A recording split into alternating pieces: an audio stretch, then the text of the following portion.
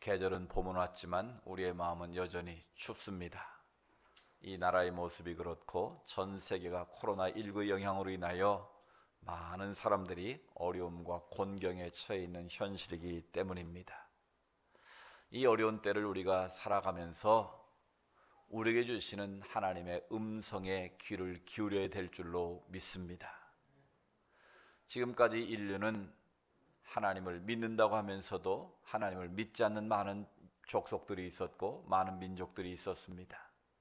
또 많은 교회들이 있지만 하나님을 믿지 않는 자들도 있었습니다. 인간들은 과학기술, 문명의 힘으로 뭐든지 다 할 수 있다는 자만심에 사로잡혀 있었습니다. 이 첨단 과학기술 문명 시대에 인간들은 어리석게도 하나님의 신적 권위에 도전을 했습니다. 생명을 복제하고 또 동성애를 합법화시키고 하나님의 창조 질서를 거스르는 악한 일들을 서슴없이 장하고 있는 우리의 현실입니다. 또 만모니즘에 사로잡혀서 인간이 쌓아놓은 경제의 바벨탑 위에서 돈만 있으면 뭐든지 다 할 수 있다는 어리석은 교만함이 극에 달해 있는 시대입니다.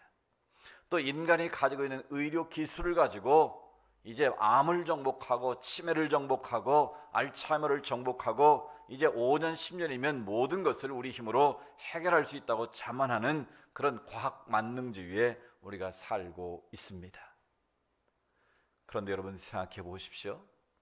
눈에 보이지도 않는, 어디에 숨어 있는지도 알 수 없는 이 코로나19라는 바이러스 하나에 온 세계가 벌벌 떨고 있습니다. 우리나라도 많은 확진자가 나오고 그로 인해서 많은 분들이 격리가 되어 있고 병상에 사투를 벌이고 있습니다. 이미 세상을 떠난 많은 분들도 있습니다. 이게 한국만의 일이 아니라 전 세계로 코로나 바이러스가 확산되면서 이탈리아 같은 나라는 이제 손을 쓸 수 없는, 죽은 사람만 5천 명이 넘어서는 안타까운 일들이 벌어지고 있습니다.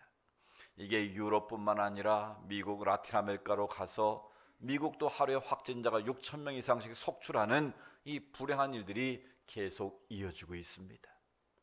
과학기술 문명의 힘으로 뭐든지 다 할 수 있다고 믿었는데 눈에 보이지도 않는 이 바이러스 하나를 잡지 못해서 지금 전 세계가 준전시 상태에 빠져드는 이 안타까운 상황을 우리가 보고 있다는 것입니다.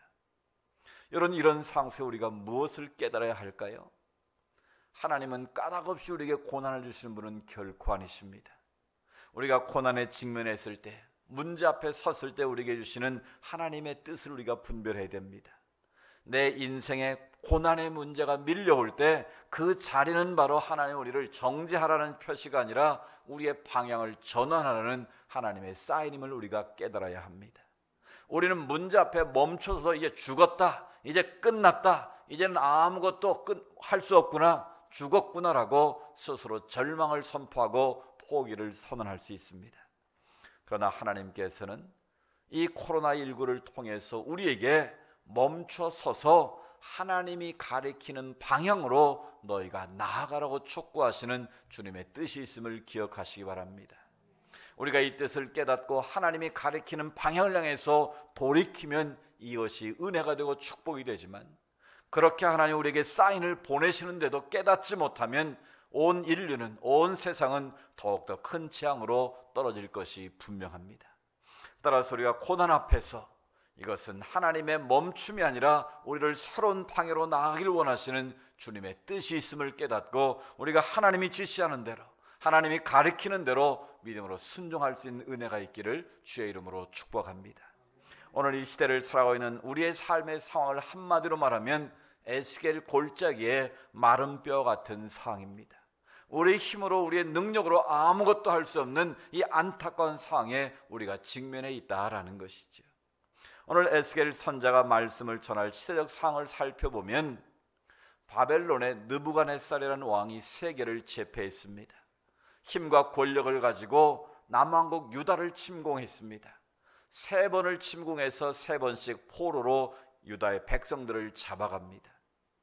두 번째로 이 에스겔이라는 선자가 두 번째 잡혀갔는데 그는 30살의 나이에 하나님의 부르심을 받습니다. 그래서 22년 동안 하나님의 말씀을 대언하는 선지자로서의 사명을 감당합니다. 처음에 유다 백성들이 바벨론 포로로 끌려갔을 때는 몇 년 지나면 다시 유다 땅으로 돌아올 줄 알았습니다. 왜냐하면 하나님께서 세우신 성전은 영원하다고 말씀하셨고 그 성전을 통해서 너희들을 내가 지키시겠다고 분명히 언약을 맺으셨기 때문에 유다 백성들은 자신의 우상을 숭배하고 하나님을 떠나 있으면서도 잠깐 이 어려움이 지나면 다시 유다로 돌아와서 성전을 세우고 자기들은 편안히 살 것이라고 믿고 있었습니다. 그런데 거짓 선자들이 나와서 금방 우리는 돌아간다, 괜찮다, 위로와 소망을 주었지만 그것은 거짓 예언이었습니다. 1년이 지나고 5년이 지나고 10년이 지나도 그들은 돌아갈 가망이 보이지 않았습니다. 무려 몇 년이 지났습니까? 70년이라는 세월이 흐르고 있는 상황입니다. 70년의 세월이 흐르고 있는데 그들의 힘과 노력으로는 도저히 유다로 돌아갈 수 있는 형편과 처지가 아님을 그들은 누구보다도 잘 알고 있었습니다. 그래서 모든 백성들이 실망과 절망 가운데 빠져서 아무것도 할 수 없다는 자괴감 속에 신음하고 있는 상황입니다. 바로 그때 하나님께서 에스겔 선자를 부르시고 그에게 에스겔 골짜기로 가서 환상을 보여주시는 거예요. 그 환상의 내용은 여러분이 잘 아시는 것처럼 그 골짜기에 아무런 생명이 없는 바짝 마른 해골들이 가득 쌓여 있는 거예요. 이런 킬링필드라는 영화를 보면 아마 그 장면이 상상이 될 거예요. 제가 캄보디아에 직접 가서 킬링필드의 현장을 봤는데요, 지금도 보면 유리 그 벽안에 해골들이 엄청난 산더미처럼 쌓이는 것을 볼 수 있습니다. 그러니까 하나님께서 에스겔 선자에게 그 환상을 보여주신 거예요. 그 마른 뼈들은 뭘 상징한다고요? 바로 이스라엘 백성들, 하나님을 떠나 절망 가운데 살고 있는 유다 백성들을 바로 마른 뼈로 하나님이 보여주신 거예요. 어쩌면 오늘 이 시대에 하나님 없이도 살 수 있다고 큰 수셨던 인간들이 코로나라는 바이러스 하나에 벌벌 떨고 전 세계 경제가 곤두박질치고 준전 상태에 빠져드는 이 안타까운 상황, 어쩌면 여기 문제 앞에 직면해 있는 저와 여러분의 자신의 모습이 마른 뼈일 수도 있고 이 나라와 온 세계의 모습이 하나님 앞에 있는 마른 뼈 같은 모습이라는 것을 깨닫게 되는 것이죠. 그런데 하나님께서 에스겔 선자에게 도전하십니다. 3절에 보면 뭐라고 말씀하십니까? 그 뼈들을 보여주고 나서 묻습니다. 이 뼈들이 능히 살 수 있겠느냐? 이 마른 뼈들이 살아나서 사람이 될 수 있겠느냐라고 주님께서 에스겔 선자에게 물으시는 거예요. 이 질문은 절망의 골짜기에 울려 퍼지는 새로운 희망의 울림입니다. 하나님은 우리의 과거를 묻지 않습니다. 하나님은 현재 상황에 대해서 책망하지도 않으십니다. 오직 하나님의 관심은 미래에 있습니다. 하나님의 관심은 미래를 바라보는 하나님의 백성들에게 있다라는 사실입니다. 그런데 우리들은 항상 과거에 매여 살 때가 많습니다. 과거의 실수와 허물에 매여 좌절하나 비판합니다. 그러나 하나님은 과거를 보지 말고 너희의 미래를 보라고 말씀하십니다. 현재 안 되는 일, 어렵고 힘든 일을 보지 말고 앞으로 다가오시는 하나님의 미래를 보고 꿈을 꾸고 하나님의 환상을 보라고 말씀하시는 겁니다. 출애굽한 이스라엘 백성들이 진퇴양난의 위기에 직면합니다. 앞에는 홍해가 가로막혀 있고 뒤에는 바로의 군대가 말을 타고 추격을 합니다. 꼼짝없이 죽을 수밖에 없는 상황입니다. 백성들이 심히 두려워 떨면서 하나님 앞에 원망과 불평을 합니다. 결국에는 왜 우리를 이끌어내서 광야에 죽게 하느냐고 지도자 모세에게 공격을 하고 원망을 합니다. 차라리 광야에서 죽는 것보다 되돌아가서 애굽을 섬기는 것이 낫겠다고 그들은 말합니다. 그때 믿음의 사람 모세가 뭐라고 말씀합니까? 출애굽기 14장 13절에서 14절 말씀입니다. 이 말씀 우리 같이 한번 읽어보기를 원합니다. 시작. 너희는 두려워하지 말고 가만히 서서 여호와께서 오늘 너희를 위하여 행하시는 구원을 보라. 너희가 오늘 본 애굽 사람을 영원히 다시 보지 아니하리라. 여호와께서 너희를 위하여 싸우시리니 너희는 가만히 있을지니라. 아멘. 앞으로도 뒤로도 물러설 수 없는 진퇴양난의 위기 상황 속에 있는 이스라엘 백성들에게 하나님이 말씀하시는 거예요. 오늘 이 시대를 살아가는 마른 뼈 같은 우리를 향해서 주님께서 말씀하시는 내용입니다. 너희는 뭐 하지 말고, 두려워하지 말고 가만히 서서 오늘 하나님께서 너희를 위해 행하시는 뭘 보라? 구원을 보라는 거예요. 그 말은 하나님께서 오늘 너희를 위해서 싸워주신다는 거예요. 너희가 오늘 본 바로의 병거와 군대를 다시는 보지 않게 될 것이라는 거예요. 그러니까 어려운 상황에 직면했을 때 두려워 떨지 말고 너를 위해서 싸우시는 하나님을 보라는 거예요. 그 하나님을 보려면 우리에게 뭐가 필요합니까? 믿음이 필요한 거예요. 영안이 열려야 되는 거예요. 환경을 보고 사람을 보면 원망 불평할 수밖에 없는 거예요. 그러나 전능하신 하나님을 믿음의 눈을 들어 바라보면 우리를 위해 싸우시는 하나님의 능력을 우리가 덧입게 될 수 있다는 겁니다. 그 말씀대로 하나님은 이스라엘 백성들이 걸어갈 수 있도록 홍해를 가르시고 그들이 다 건너에 다시 모세가 지파를 내어 밀었을 때에 물을 다시 합쳐서 바로의 군대를 수장시키는 하나님의 기적이 임한 줄로 믿습니다. 그렇습니다. 하나님은 과거를 보라고 말씀하지 않습니다. 너를 향해서 싸우고 계신 구원하실 하나님의 미래를 보고 전능하신 하나님과 함께 나아가라고 우리에게 촉구하고 계시는 겁니다. 우리의 삶의 자리를 보면 우리는 낙심할 수밖에 없습니다. 이 시대적 상황을 우리는 절망할 수밖에 없는 상황입니다. 그러나 하나님을 바라보면 하나님께 소망이 있음을 믿습니다. 오늘 우리는 찬송가 488장을 불렀는데요, 이 찬송의 가사가 우리에게 너무나 이 시대에 오늘 우리에게 주시는 위로와 소망의 찬양입니다. 한번 보십시오. 가사를. 이 몸의 소망 무언가 우리 주 예수뿐일세. 우리 주 예수밖에는 미들이 아주 없도다. 무섭게 바람 부는 밤 물결이 높이 설렐 때 우리 주 크신 은혜에 소망에 닻을 주리라. 주 나의 반석이시니 그 위에 내가 서리라. 그 위에 내가 서리라. 또 3절 세상에 믿던 모든 것 끊어질 그날 되어도 구주의 언약 미사와 내 소망 더욱 크리라. 주 나의 반석이시니 그 위에 내가 서리라. 그 위에 내가 서리라. 아멘. 그렇습니다. 우리가 이 세상에 믿을 것은 아무것도 없습니다. 그러나 오직 예수 그리스도 그분을 믿을 때만 우리에게 소망이 있는 줄로 믿습니다. 세상에 우리의 믿던 모든 줄이 다 끊어져도 주님 한 분만 내 안에 계시면, 주님 한 분 붙잡고 살면 우리는 그 안에서 승리할 줄로 믿습니다. 주님이 나의 반석이 되시고 나의 요새가 되시고 나의 산세를 믿고 그 반석에 서기만 하면 어떤 절망의 상황에도 주님은 저와 여러분을 지키시고 보호하실 줄로 믿습니다. 우리의 소망은 바로 주님 안에 있는 것입니다. 우리의 소망은 주의 말씀 안에 있는 것입니다. 에스겔의 마른 뼈들에게 하나님께 에스겔 선지자를 통해서 하나님의 말씀을 대언하라고 말씀하십니다. 그 마른 뼈들을 향해서 하나님께서 말씀을 선포하라는 거예요. 여러분, 이 시대에 마른 뼈들이 살아나는 출발점은 바로 하나님의 말씀인 줄로 믿습니다. 하나님의 말씀이 선포되면 죽은 자들이 살아나는 역사가 임하는 거예요. 하나님의 말씀이 임하면 모든 가치관이 변하고 인생이 바뀌고 우리의 운명이 바뀌는 줄로 믿습니다. 하나님의 말씀은 시대가 새로워지고 나라가 변화되고 새로운 부흥의 불길이 임하는 줄로 믿습니다. 골짜기의 마른 뼈를 새롭게 만드는 그 출발은 바로 하나님의 능력의 말씀인 거예요.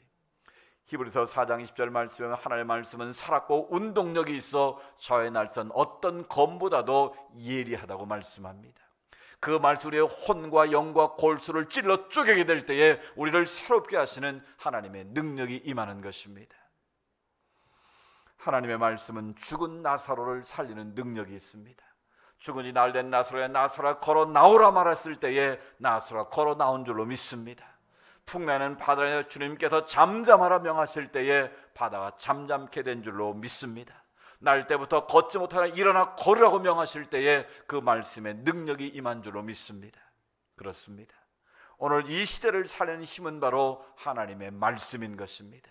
우리가 하나님의 말씀에 사로잡히게 될 때, 하나님의 말씀의 권세를 믿고 나아가게 될 때 그 말씀이 저 여러분을 살리고 이 시대를 살리고 민족을 살리고 우리의 모든 질병으로부터 자유케 하시는 하나님의 능력이 임하는 줄로 믿습니다. 어린 시절 교회 학교를 다닌 분들은 이 찬양을 다 아실 거예요. 우리 한번 불러볼까요? 예수님이 말씀하시니 물이 변하여 포도주 됐네.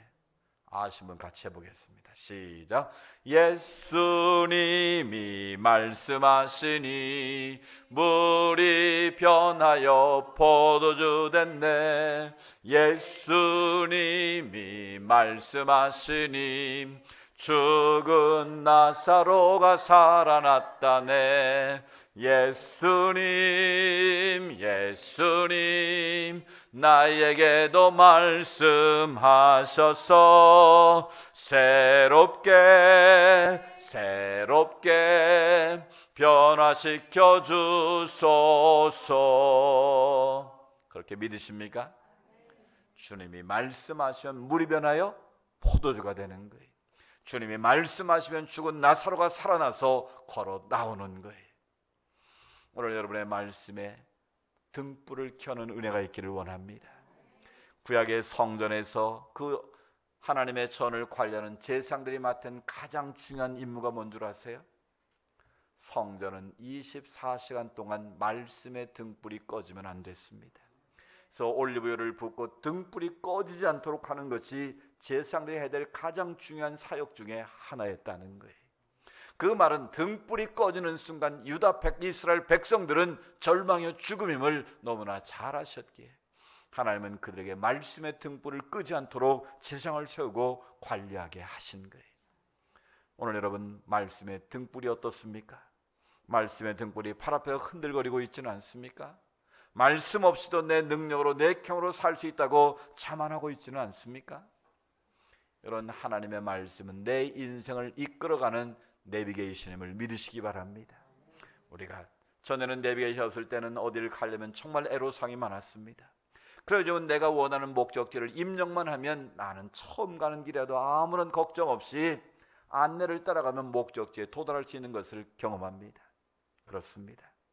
우리는 한치 앞도 알 수 없는 인생길을 걸어가는 존재들입니다.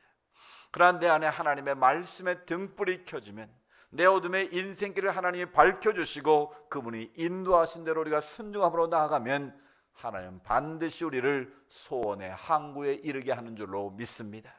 한치의 실수도 없이 오차도 없이 하나님 완벽하게 우리 인생을 하나님이 기뻐하시는 소원의 항구로 인도하시는 줄로 믿습니다. 하나님의 말씀을 더 가까이 하시기 바랍니다. 하나님의 말씀을 더 깊이 묵상하시기 바랍니다. 그 말씀을 쫓아 우리가 순종하는 삶을 살기만 하면 여러분의 인생을 하나님이 눈동자같이 지키시고 보호하시는 줄로 믿습니다. 하나님의 말씀이 대언되었을 때에 그 골짜기의 마른 뼈들이 어떤 일이 벌어집니까? 오늘 본문 7절 8절을 보십시오. 내가 명령을 따라 대언하니 대언할 때에 소리가 나고 움직이며 이 뼈 저 뼈가 들어맞아 뼈들이 서로 연결되더라. 내가 또 보니 그 뼈에 힘줄이 생기고 살이 오르며 그 위에 가죽이 덮이니 그 속에 생기는 없더라. 아멘. 하나님의 말씀이 대언되었을 때에 그 에스겔 골짜기의 마른 뼈들이 갑자기 소리가 나기 시작하면서 움직이더니 뼈와 뼈가 들이맞고 서로 연결되고 그 뼈에 힘줄이 생기고 살이 오르더니 가죽이 덮이고 사람이 되더라는 거예요. 그런데 한 가지 가장 중요한 것이 빠져 있다는 겁니다.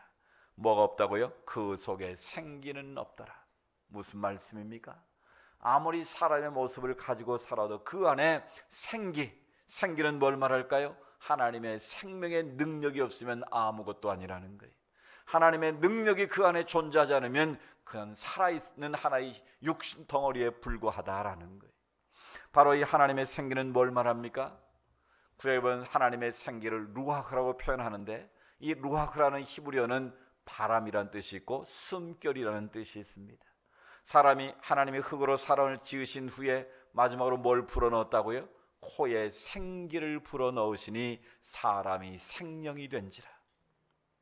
육신에 하나님의 영을 불어넣었을 때 리빙 소울, 살아있는 하나님의 영적인 존재가 됐다는 거예요. 우리가 똑같은 이 시대를 살지만 우리 안에 하나님의 생명이 있지 않으면, 하나님의 성령이 임하지 않으면 우리는 내 멋대로 살아갈 수밖에 없다는 거예요. 하나님 없이 살아가는 인생은 가장 어리석고 가장 불쌍한 존재가 될 수밖에 없다는 거예요. 저는 우리가 이 에스겔 골짜기 마른 뼈 같은 인생들이 생명을 얻는 하나님의 백성으로 살아가려면 우리 안에 하나님의 생기가 들어와야 되는 거예요. 그 하나님의 생기를 오늘 표현으로 다르게 말하면 바로 성령의 능력인 줄로 믿습니다. 즉 하나님의 성령이 내 심령 안에 들어와서 나를 지배하지 않으면 우리는 살아있을 때 죽은 목숨과 같은 존재라는 거예요. 오늘 많은 그리스도인들이 주님 앞에 예배를 드리고 신앙생활을 하지만 왜 세상에 무력한 삶을 살아가는 것일까요? 그 이유는 바로 말씀의 등불이 꺼져 있기 때문이고, 또 한 가지는 바로 성령 충만하지 않기 때문입니다. 우리가 성령의 사람이고 성령의 능력으로 충만하기만 하면 우리는 세상을 이기고 죄를 이기고 사탄과 권세를 이기는 능력이 있는 거예요. 그런데 우리가 예수를 믿어도 내 힘으로 믿고 내 능력으로 믿으려고 하니까 믿으면 믿을수록 더 힘든 경우들이 생기는 거예요. 여러분, 이 시간부터 내 모든 것 다 주님 앞에 내려놓으시기 바랍니다. 이렇게 고백하십시오. 하나님의 성령이 나를 도와주지 않으시면 나는 마른 뼈 같은 존재입니다. 하나님의 성령이 내게 기름 부어지지 않으면 나는 아무것도 할 수 없는 미련한 인생입니다. 하나님, 나에게 성령의 능력을 부어주세요. 성령 충만하게 해주세요. 성령의 사람으로 살아가는 인생 되게 해주세요. 그렇습니다. 내가 성령이 사람이 될 때, 성령이 나의 인생과 나의 모든 생각과 내 모든 삶을 지배할 때만 우리는 마른 뼈 같은 인생에서 하나님의 생기를 불어넣은 하나님의 군대로 변화될 수 있는 거예요. 그 마른 뼈들에 하나님의 생기가 들어갔을 때에 그들이 뭘 이루었다고 해요? 큰 군대를 이루더라는 거예요. 군대는 하나님의 군대입니다. 세상 와서 이길 수 있는 하나님의 용사들을 의미하는 거예요. 즉 우리 안에 하나님의 말씀의 생기가 들어오고 성령의 능력의 생기가 들어올 때 우리는 하나님의 군대가 돼서 세상을 이기고 죄악을 이기고 사단을 이기는 능력이 있는 하나님의 사람들이 될 수 있는 것입니다. 사도 바울을 통해서 갈라디아 5장 16절에 주님은 말씀하셨어요. 너희는 성령을 따라 행하라. 그리하면 육체의 욕심을 이루지 아니하리라. 아멘. 왜 우리가 주님을 믿으면서 육체의 욕심을 따라 살 때가 많습니까? 바로 성령을 따라 살지 않기 때문에 그래요. 성령 우리의 생각을 지배하고 성령 우리의 마음을 지배하고 우리의 입술을 지배하고 우리의 삶을 지배하면 우리의 육체의 욕심이 아닌 하나님의 기쁨이 되는 거예요. 하나님의 뜻을 이루는 하나님의 백성들이 될 수 있는 거예요. 우리 모두 성령 충만한 은혜가 있기를 축복합니다. 우리가 성령의 권능을 받아야만 땅끝까지로 복음의 증인될 수도 있고 이 세에 승리하는 하나님의 군대가 될 수 있는 거예요. 지금 우리가 살고 있는 이 시대는 흑암이 깊습니다. 들려오는 소식은 탄식과 고통의 소리뿐입니다. 그러나 그 음성 속에도 들려오시는 하나님의 사랑의 음성이 있습니다. 이 뼈들이 다시 살아날 수 있겠느냐? 이 뼈들이 다시 살아날 수 있겠느냐고 주님은 물으십니다. 누가 살아날 수 있습니까? 하나님의 등불이 켜져 있는 사람, 하나님의 성령의 능력으로 무장한 사람, 바로 그런 사람들만 다시 살아나는 능력이 있고 하나님의 군대가 될 수 있는 것입니다. 사랑하는 여러분, 아무리 추운 땅속에도 새싹이 솟아오르듯 어둠의 이 땅에 하나님은 새로운 내일을 준비하고 계신 줄로 믿습니다. 코로나가 우리의 마음을 얼어붙게 만들고 있지만 그 속에도 하나님의 사랑에 옮기는 사랑의 말씀은, 사랑의 능력은 오늘도 우리 안에 다시 한번 움트고 있는 줄로 믿습니다. 사람을 보고 환경을 보고 현실을 보고 낙심하지 마십시오. 우리에게 다가오시는 하나님의 능력을 믿음의 눈으로 바라보고 용기를 가지시기 바랍니다. 그리고 내 마음속에 말씀의 등불을 켜시기 바랍니다. 그리고 성령의 능력으로 날마다 무장하시기 바랍니다. 바로 그때 메마른 뼈 같은 우리 인생이 하나님의 큰 군대가 되어서 세상을 이기고 하나님의 승리를 선포하는 축복의 통로가 될 줄로 믿습니다. 주님 우리에게 다시 한번 도전하십니다. 이 뼈들이 능히 다시 살 수 있겠느냐? 이 뼈들이 능히 다시 살 수 있겠느냐? 이 물음 앞에 주여 내가 믿습니다. 도전하는 여러분의 삶이 될 수 있기를 주의 이름으로 축복합니다.